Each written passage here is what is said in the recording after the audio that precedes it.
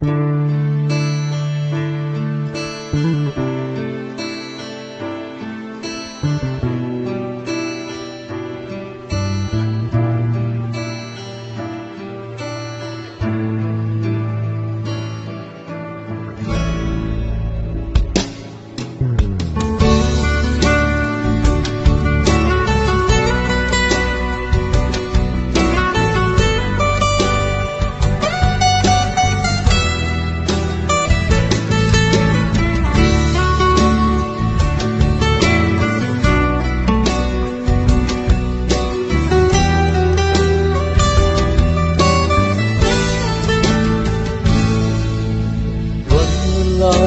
านไป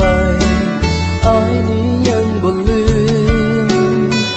อยากให้อดีตหวนคืนมา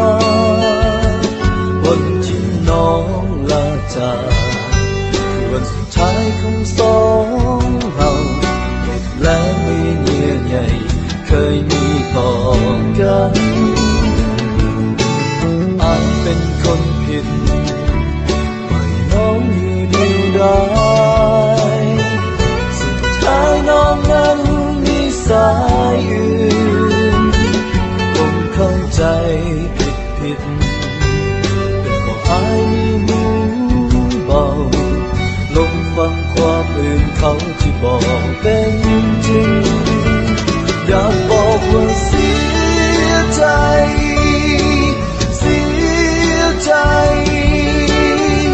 สูญเสียความรักทั้งน้ำตา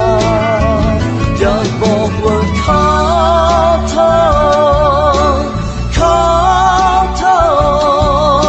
ษสุดที่หักที่แสนดีถึงเราใกล้กันแต่อายยังห่วงหาอยากให้น้องได้รู้ว่าเรื่องจริงแล้วมาอายเป็นคนผิดอายจะคอยจนวันที่น้องจะให้อภัย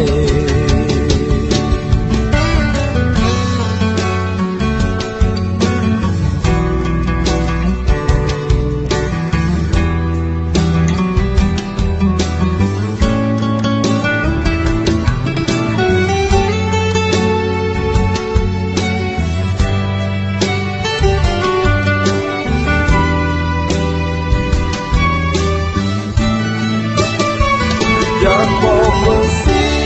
ยใจ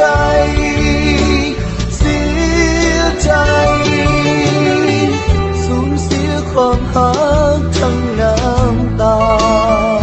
อยากบอกว่าขอโท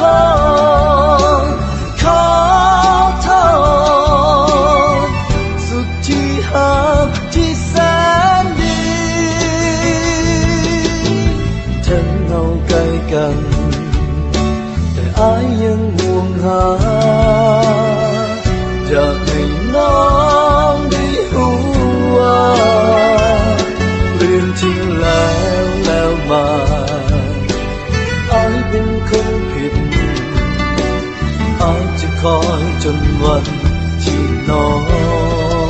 งจะให้อภัย